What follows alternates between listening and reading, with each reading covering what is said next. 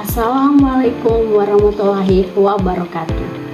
Shalom, Om Swastiastu, Namo Buddhaya, Salam Kebajikan. Perkenalkan, nama saya Amelia Saran dengan NIM 204720003 dari Prodi Pendidikan Guru Sekolah Dasar. Pada kesempatan kali ini, saya akan membuat video sebagai bagian dari tugas UAS mata kuliah Belajar dan Pembelajaran di SD. Puji dan syukur saya panjatkan kepada Tuhan Yang Maha Esa atas segala rahmat dan karunia-Nya, sehingga pembuatan buku dari kelompok 8 mata kuliah Belajar dan Pembelajaran di SD yang berjudul Metode Pembelajaran di Sekolah Dasar. Buku ini hadir sebagai upaya untuk membantu para pendidik, calon guru, dan pemerhati pendidikan dalam memahami dan mengimplementasikan berbagai metode pembelajaran yang sesuai dengan kebutuhan anak-anak di sekolah dasar. Saya menyadari bahwa pendidikan dasar merupakan fondasi penting dan perkembangan seorang anak. Oleh karena itu, pemilihan metode pembelajaran yang tepat akan sangat mempengaruhi keberhasilan proses pendidikan. Di dalam buku ini, pembaca akan menemukan beragam pendekatan dan strategi pembelajaran yang tidak hanya teoritis, tetapi juga aplikatif di dalam kelas. Metode yang diuraikan disertai dengan contoh-contoh praktis yang relevan dengan situasi belajar mengajar di sekolah dasar.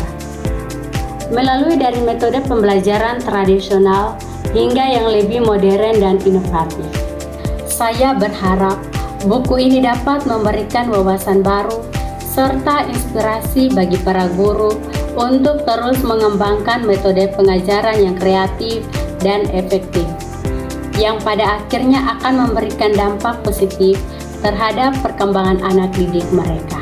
Saya menyadari bahwa buku ini masih jauh dari kata sempurna.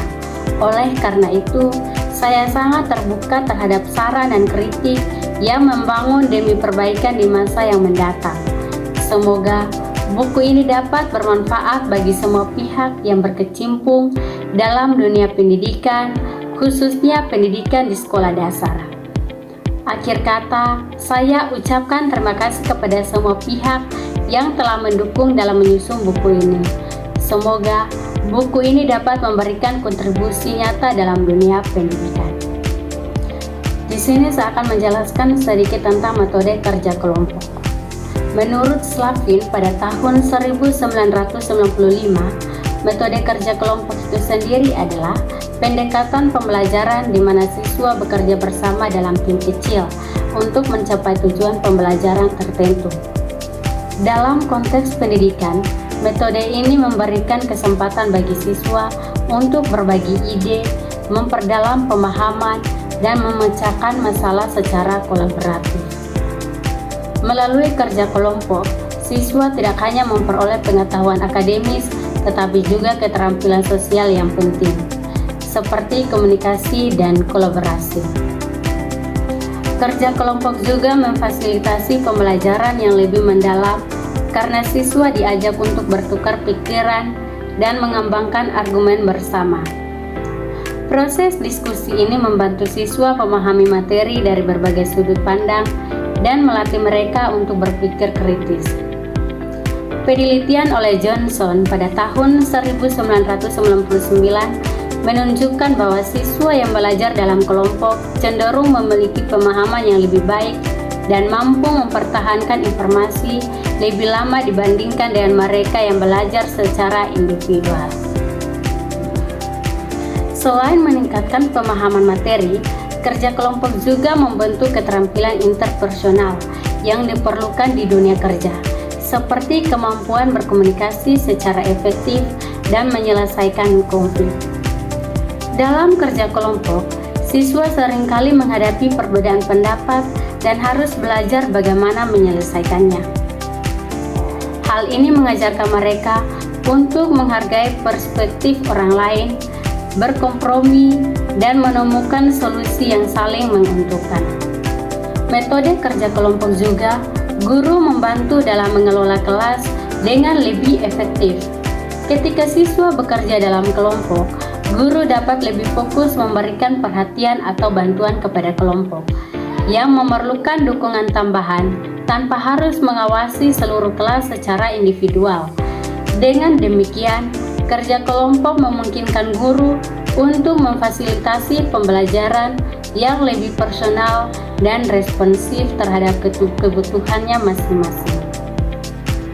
Secara keseluruhan, metode kerja kelompok adalah pendekatan pembelajaran yang menyeluruh karena mencakup berbagai aspek keterampilan kognitif, sosial, dan emosional yang esensial bagi perkembangan siswa.